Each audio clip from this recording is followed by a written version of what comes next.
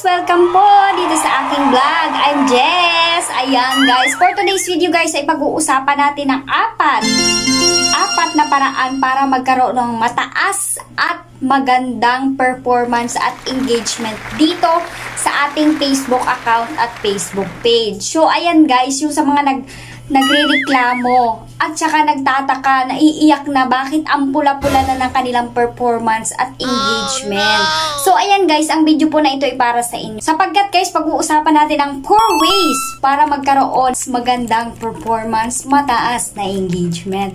Yan guys, yung gustong-gusto nating lahat. So ayan guys, umpisahan na natin siya sa paraan number 1. Unang-una guys is kailangan mong gumawa ng entertaining, interesting, at kapaki-pakinabang na video. Kasi guys, once na yung video mo is entertaining, interesting, kapaki-pakinabang, magiging siya guys searchable sa lahat ng gustong makapanood at naghahanap ng video na ganun.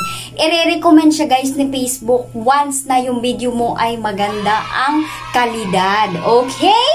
So, number 2 is mag-upload everyday. Mag-upload guys everyday ng video. Kasi guys, sabi nga ni Facebook, yung nasa gilid guys, kung nababasa nyo yan, ayan, sabi dyan, diba? Uploading continuously everyday can make your engagement and your audience grow. Sabi nga, diba? May pagganon si Facebook sa ating notification madalas. Yung mga nare-receive natin guys, yun guys yung sample. So, number 3 is makipag-engage sa iyong mga kapwa creator. So, paano ba makipag-engage sa kapwa mo creator? So, once guys, may makita kang kapwa mo creator na nag-post, dumaan sa wall mo.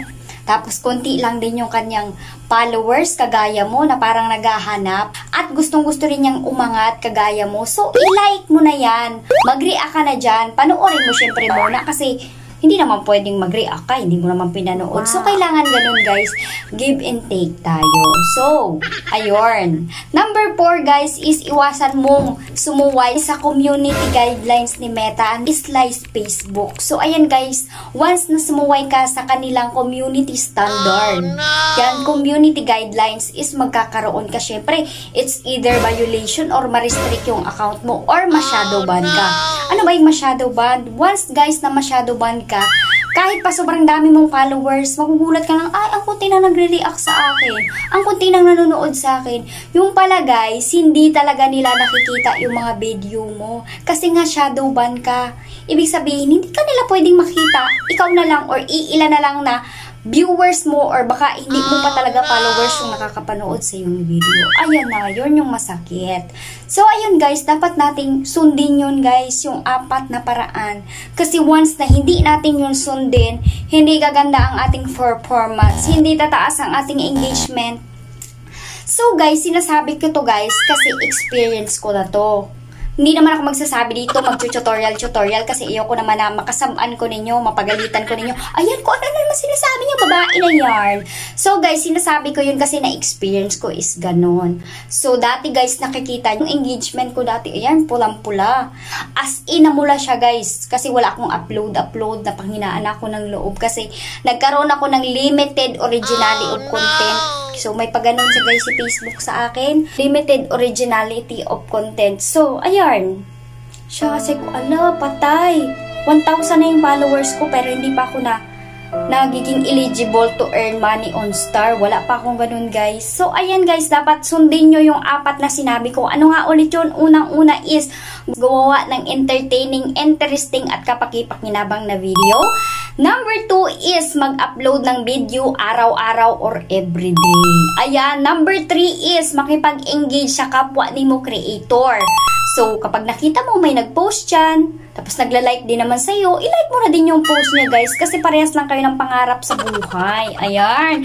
Number 4 is iwasan mong sumuway sa community guidelines or community standard ni Facebook kasi baka masyado ban ka or ma-restrict pa ka. Okay? So, ayan lang guys yung 4 na way. Kung may mga additional pa kayo dyan guys, is i-comment nyo na dyan sa comment section at pwede ko rin yung i-share yung mga comment nyo na yan or ma-feature ko kayo dito sa aking Facebook post at saka sa aking Facebook Reels. So, ayan guys, thank you so much for watching this video. I hope na meron po kayong na-learn kahit papaan for today's video. Ayan guys, may ma-earn tayo for today's video kasi excited na maka-earn of money dito sa Facebook. So, ayan guys, thank you so much guys for watching this video. Please give me a thumbs up or heart react dyan sa ating reaction section sa baba at mag-comment na rin po kayo at i-share tong video na ito once na makakatulong pala. Guys, thank you so much for watching. See you sa aking next video. Bye!